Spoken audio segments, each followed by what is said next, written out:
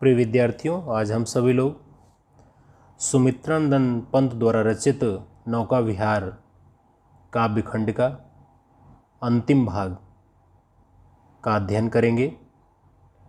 इस भाग में कवि की यात्रा, नौका विचरण करने की यात्रा अब समाप्त हुई और वह मनोरम यात्रा को पूरा करके कवि अब वापस आ रहा है। उसी का वर्णन है कवि के हृदय में किस प्रकार की भावना उत्पन्न होती है। पंत जी लिखते हैं कि पतवार घुमा अप्रतन भार, नौका घूमी विपरीत धार। अब मेरी जो यात्रा थी गंगा नदी में विहार करने की, वह अब समाप्त हुई। अब मेरी नौका की पतवार, जिससे नाव को चलाया जाता है, जिसे चप्पू कहते हैं, अब वह धारा की विपरीत दिशा में घूमी, जिससे मेरी नौका का भार मुझे हल्का महसूस हुआ।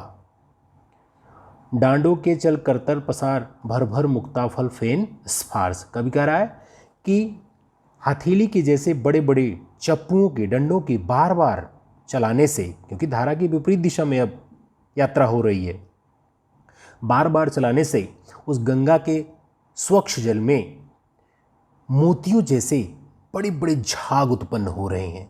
विखराती जल में तारहार, उन चप्पुओं के, उन डंडों के बार बार चलाने से उस गंगा के पवित्र जल में अनेक प्रकार से लहरें उत्पन्न हो रही हैं।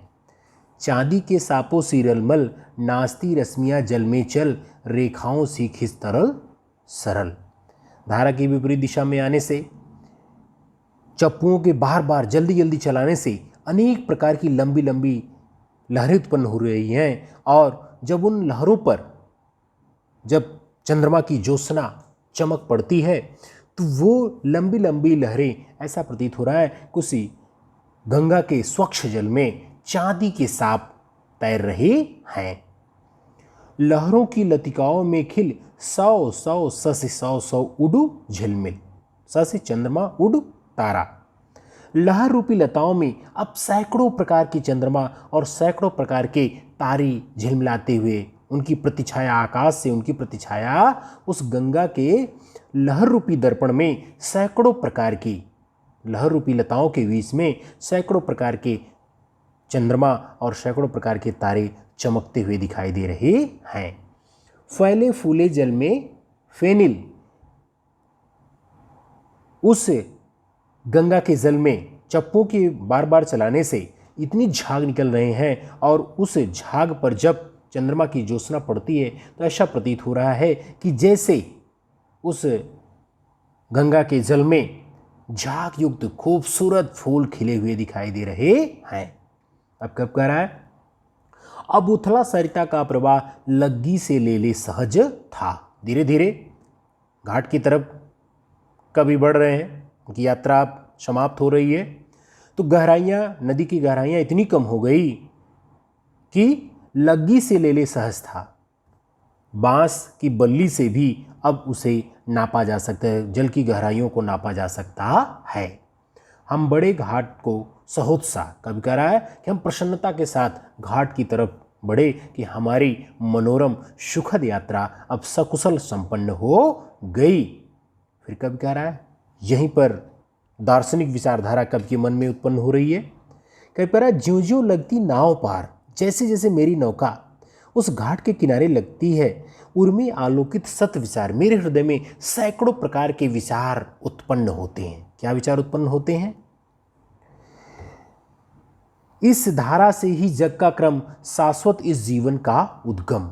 जिस प्रकार से नदी की धारा अनादिकाल से, जल की उत्पत्ति अनादिकाल से है, उसी प्रकार से मानव का भी जीवन सनातन काल से चल रहा है।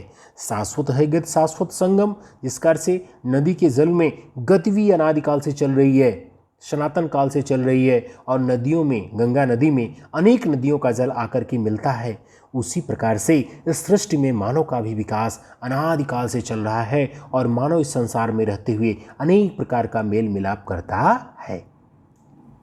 शाश्वत नभ का नीला विकास, शाश्वत शस्य का यह रजत हास। करें जिस कार से अनादिकाल से, सनातन काल से आकाश इस धरती पर, इस ब्रह्मांड में अपने नीले रंग को बिखेर रहा है और चंद्रमा अपनी ज्योत्सना को फैला रहा है और शाश्वत लग लहरों का विलास और अनादिकाल से, सनातन काल से, शाश्वत काल से जल में छोटे छोटे लहरें उत्पन्न होती हैं, उसी प्रकार से सृष्टि में मानव का भी विकास अनादिकाल से चल रहा है।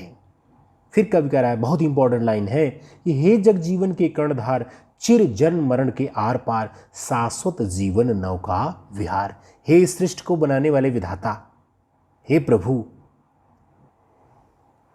चिर जन्म मरण के आर पार इस मानव की जीवन रूपी नौका, मानव के जीवन रूपी नौका जन्म और मृत्यु रूपी किनारों के बीच से अनादिकाल से चल रही है। मैं भूल गया अस्तित्व ज्ञान, जीवन का यह शाश्वत प्रमाण। मैं इस मायावी दुनिया में, इस भौतिकवादी दुनिया में आकर के ही आत्मा की अजरता और अमरता को भूल गया कि जीवन है तो आत्मा अजर, अमर और अनश्वर है। लेकिन मैं इस भौतिकवादी दुनिया में आकर के अपनी ही वास्तविकता को भूल गया। करता मुझको अमृतदान, वही आत्मा मुझे अमरता की तरफ ले जाती है, मुझे अमृत की तरफ ले जाती है। लेकिन इस सांसारिक माया मोह की दुनिया में आकर के मैं आत्मा की वास्तविकता को भूल गया। आत्मा अजर, अमर और अनश्वर है, लेकिन मैं सांसारिक सुखों की लालसा में, भौतिक संसाधनों की लालसा में इसको मिलने के बाद मेरे मन को तृप्ति मिल जाएगी, जो कि संभव नहीं है। अगर कहीं भी मन को तृप्ति मिलती है तो वो भी परमपिता परमेश्वर को पाने में ही मिलती है।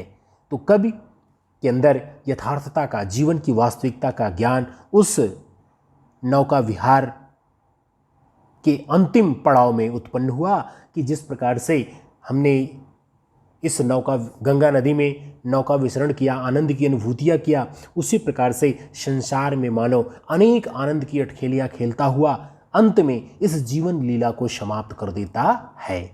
लेकिन आत्मा अजर, अमर और अनश्वर है।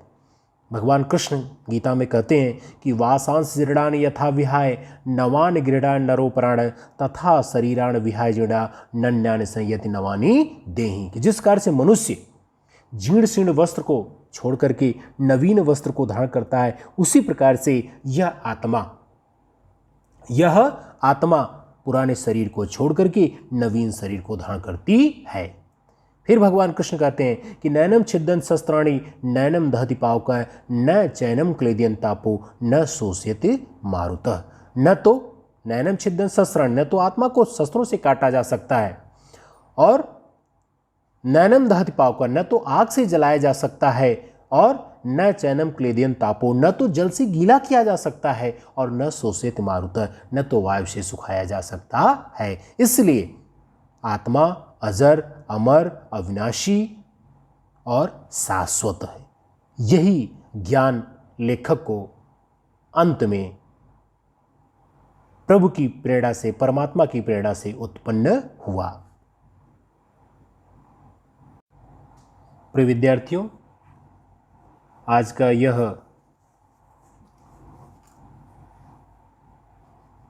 सस्वर वाचन व्याख्या सहित समाप्त हुआ। प्रस्तुत काव्य अंश में लेखक ने मानवीकरण, रूपक, उपमा, अलंकार का प्रयोग किया है। पूरी काव्य में लक्षणा शब्दाशक्ति का प्रयोग हुआ है, गुण प्रसाद माधुर्य है, और संस्कृत निष्ठ खड़ी बोली का प्रयोग हुआ है। तो प्यारे बच्चों, आप सभी लोग इसकी संपूर्ण व्याख्या जानकर जो भी इस पर आधारित प्रश्न आए उसको आप अपनी कॉपी पर ज़रूर लिखिएगा। धन्यवाद।